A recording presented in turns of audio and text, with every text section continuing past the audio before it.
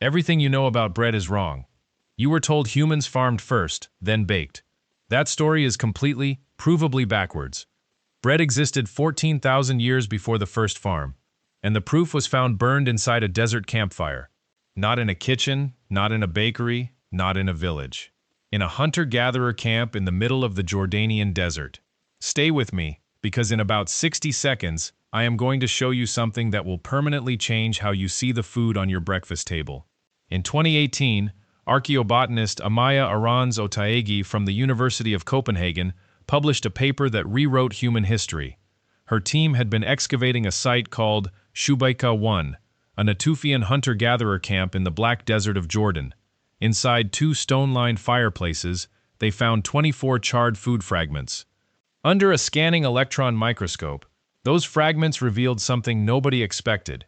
It was flatbread, made from wild einkorn wheat, wild barley, wild oats, and aquatic plant tubers.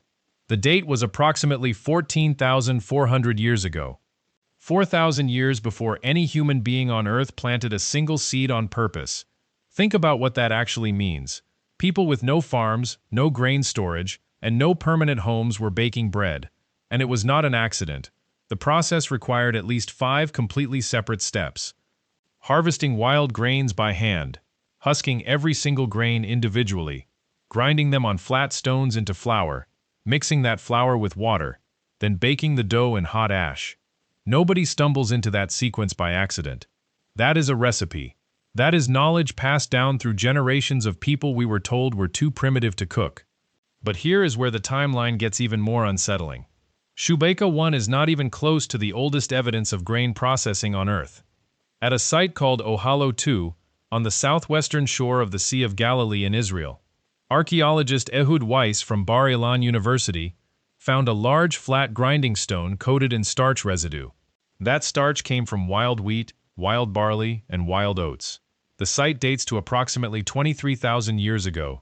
23,000 years, mammoths were still walking the earth, and someone was crouching by a lake, grinding wild seeds into powder. And it goes back even further.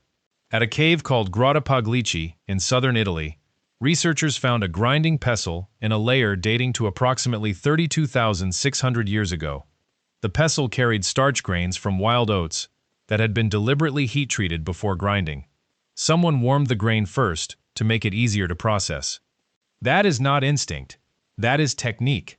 Similar tools from the same era were found at Bilancino 2 in Italy, Kostenki 16 in Russia, and Pavlov 6 in the Czech Republic. 30,000 years ago, across Ice Age Europe, human beings were systematically processing wild grain. The question nobody could answer for decades was simple. Why would they bother? Here is the science that explains everything. Wild grass seeds are almost completely useless to the human body in raw form. Most wild grains are wrapped in a tough fibrous husk that your body cannot break through. The starch inside is locked in a crystalline structure your digestive system cannot efficiently process. Eat raw grain and you get almost nothing from it. It is like chewing gravel and expecting it to fuel a marathon. But when you crack that husk, grind the starch into fine powder, and apply heat, everything changes. Heat gelatinizes the starch, shattering that crystalline structure completely. Calories become available, energy becomes real fuel. And here is the part that genuinely blew my mind when I first read it. Your intestines are significantly smaller than those of other great apes. A chimpanzee has a colon roughly twice the relative size of yours. Humans traded gut size for brain size somewhere in our evolutionary past. That is a terrible deal if you are surviving on raw plants, because raw plants take forever to digest and deliver almost no usable calories. Cooking solved this problem for meat and tubers long ago. But grain is different. Grain is a seed specifically engineered by evolution to survive passing through an animal's digestive system completely intact. The seed coat is a biological shield designed to resist digestion. Grinding cracks that shield open. Heat destroys the starch resistance inside it. And fermentation, which comes later in this story, goes even further.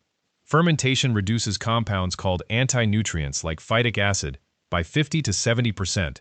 That suddenly unlocks iron, zinc, and magnesium your body could not access at all from unfermented grain. Your body never evolved to handle raw grain. Bread is the technology that made grain biologically edible in the first place. Some gut bacteria, like Bacteroides thetaiota omicron, have even genetically adapted over generations to digest compounds found specifically in bread. Your own body has rewired itself around this food at the bacterial level. Now ask yourself this question and drop your answer in the comments.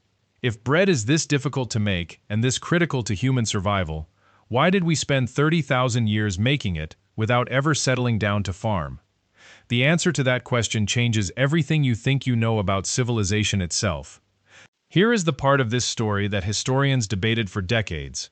The old version said farming came first, and bread followed naturally after. Simple, logical, clean. Completely wrong. The evidence now points to something far more radical. Bread may be the reason farming was invented at all. Making bread from wild grain is brutally hard labor. You find the grain scattered across open fields, harvest it stalk by stalk entirely by hand, carry it back to camp across miles of open terrain, husk each grain one by one, grind it on a stone surface for hours, mix the flour with water, and bake it over fire. The yield is small and the effort is enormous. But the product itself is extraordinary. Bread is dense, portable, storable energy that weighs almost nothing, and lasts for days without spoiling. Compare that to raw meat that rots within 24 hours in summer heat. Compare that to fruit that bruises and turns within days. Compare that to heavy root vegetables that slow you down on the trail. Bread is lightweight fuel for a species that never stopped moving, and there is growing evidence that bread was not even an everyday food for early humans. It was a luxury food served at feasts, ceremonies, and ritual gatherings, which brings us to a hillside in southeastern Turkey that will make you question everything. Around 9,500 BCE, hunter-gatherers with no agriculture, no permanent settlements, and no written language built one of the most complex ritual sites ever discovered. Göbekli Tepe, massive carved stone pillars, some standing nearly 20 feet tall and weighing up to 20 tons, arranged in precise circular enclosures deep in the hills of what is now southeastern Turkey. Archaeologist Klaus Schmidt, who led the excavations there, found extensive evidence of large-scale grain processing at the site. Enormous quantities of wild grain were brought to Göbekli Tepe to feed the workers and worshippers who gathered there from across the region. And here is the theory that Schmidt and other researchers now support: the need to produce enough grain to feed those large gatherings, the desire for a reliable supply of bread and fermented grain drink for ritual feasts, created social pressure that pushed people to begin deliberately planting seeds. Not the other way around. Bread did not follow farming. The craving for bread may be what forced farming into existence. The entire agricultural revolution, the single most important transformation in human history, the shift that produced cities, writing, empires, and the world you are sitting in right now, may have started because people wanted a more reliable supply of bread. Let that land for a second. Now stay with me, because this is where the story takes a turn nobody sees coming. Someone left their dough sitting out too long. And instead of throwing it away, they baked it anyway. It puffed up, it rose. It became something completely different from everything that came before. That was leavened bread. And it likely happened in ancient Egypt, probably by accident, when wild yeast spores from the air landed on wet dough and began fermenting. The chemistry behind it is almost beautiful. Wheat flour contains two proteins called glutenin and gliadin. When you add water and knead the mixture, those proteins unravel and bond together into a flexible network called gluten. Gluten is stretchy, and it forms millions of tiny pockets throughout the dough. When wild yeast, specifically Saccharomyces cerevisiae, begins consuming the sugars in that dough and releasing carbon dioxide gas, those gluten pockets trap the gas. The dough swells and rises. When you bake it, the heat kills the yeast, evaporates the alcohol, and permanently locks the protein structure in place. The result is soft, airy, light bread unlike anything humans had eaten in 30,000 years of grain processing. The Egyptians did not just discover this by accident, they mastered it completely. By the time of the New Kingdom, roughly 1500 to 1000 BCE, Egyptian bakers had developed approximately 40 distinct varieties of bread.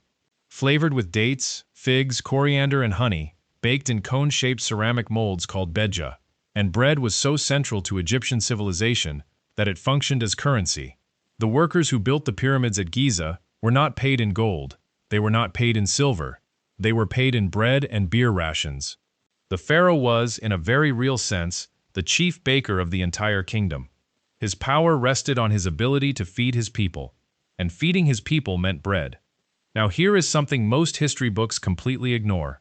Bread and beer were not separate inventions in ancient Egypt. They were the same system running in a loop. Both start with grain. Both require grinding, water, and fermentation. In many ancient Egyptian production facilities, bread and beer were manufactured side by side, using identical raw materials. One common fermentation technique involved baking rough loaves of bread, crumbling them into water, and leaving the mixture to ferment into beer. The bread was literally the starter culture for the beer, and the yeast foam skimmed off fermenting beer was used to leaven the next batch of bread. Anthropologists still debate which one came first. The honest answer is probably neither, because they were never truly separate things to begin with. But bread came with a cost that most people never hear about, and the evidence for that cost is written into human bone. Bioarchaeological studies of women from ancient farming communities have revealed the physical price of grinding grain by hand. At Abu Huraira in Syria, skeletal remains showed severe inflammation of the big toes from hours of kneeling forward on the ground, collapsed vertebrae in the lower back from the sustained grinding motion, and bone density in the forearms matching what modern researchers see in elite competitive rowers. The bread that fed ancient civilizations was ground, in most cases, by women. Every loaf cost someone their spine. Every harvest cost someone their joints. Bread was never free. Someone paid for every single loaf with their body. So here is the question I want you to think about before you go. The next time you pull a slice of bread out of a bag without thinking about it, knowing that 32,000 years of human ingenuity, physical sacrifice, and civilization building went into putting it there, does that change how you see it? Drop your answer in the comments right now. And if this changed how you think about something you have eaten your entire life, share this video with one person who would never expect their breakfast to have a story this deep. One click from you keeps this kind of history alive. Subscribe, so you never miss the next story hiding inside something you thought you already understood.